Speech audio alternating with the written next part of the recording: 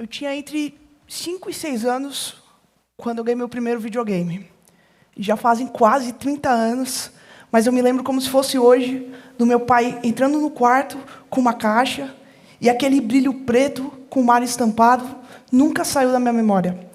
Quando eu peguei o controle pela primeira vez, eu senti um paradoxo entre o simples e, ao mesmo tempo, o complexo. Eu não sabia dizer o que eu estava sentindo. Poderia ser simplesmente uma criança que queria interagir com os primos mais velhos que não deixavam eu jogar meu videogame aos finais de semana.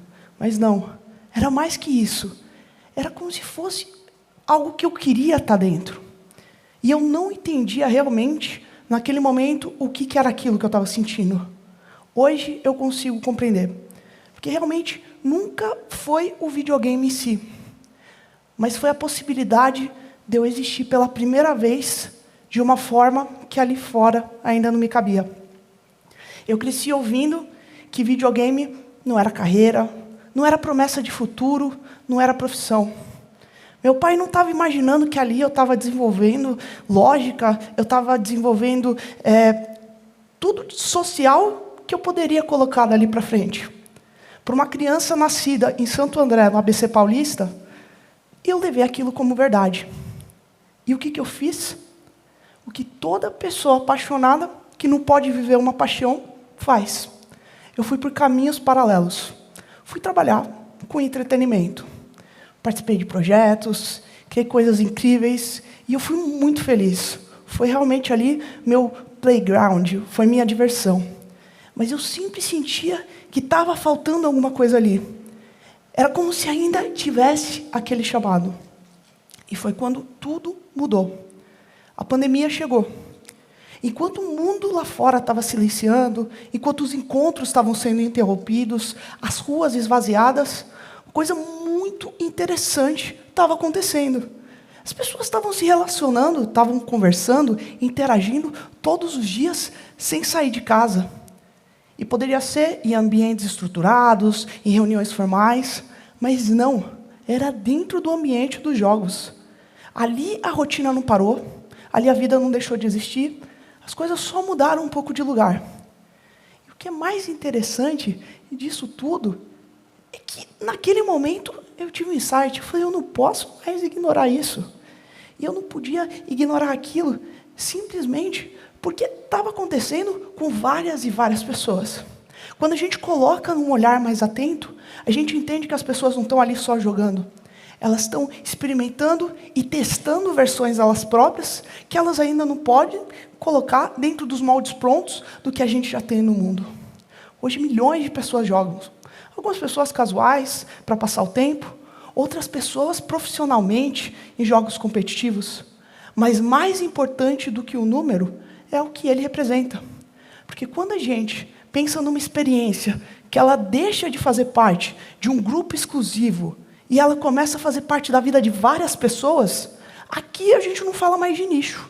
Aqui a gente fala de comportamento. Eu tive muitos amigos na vida. Conheci muitas pessoas. Pessoas que eram totalmente deslocadas. Pessoas que não se sentiam vistas. Pessoas que não conseguiam se encaixar em lugar nenhum. E foi dentro dos jogos que elas conseguiram um nome, uma função, um grupo. É muito louco eu dizer que, para mim, ali, elas conseguiram voltar ao convívio social. Ainda que esse convívio social tenha sido digital. Porque, de novo, para a maioria, pode parecer algo pequeno, ou algo que talvez não tenha tanta importância.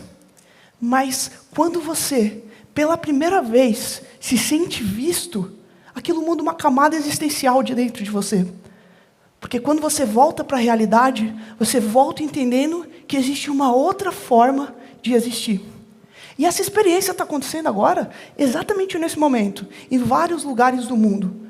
As pessoas, elas estão vivendo essa camada de existência através do entretenimento com os jogos. Elas estão construindo essa identidade delas. Elas estão trazendo esse valor. E para mim, por isso que tantas marcas e iniciativas ainda falham quando tentam entrar dentro disso. Porque é muito mais fácil a gente pensar que é mais um canal de distribuição, um lugar para a gente poder ter mais alcance, para mim, um outdoor ou um banner online.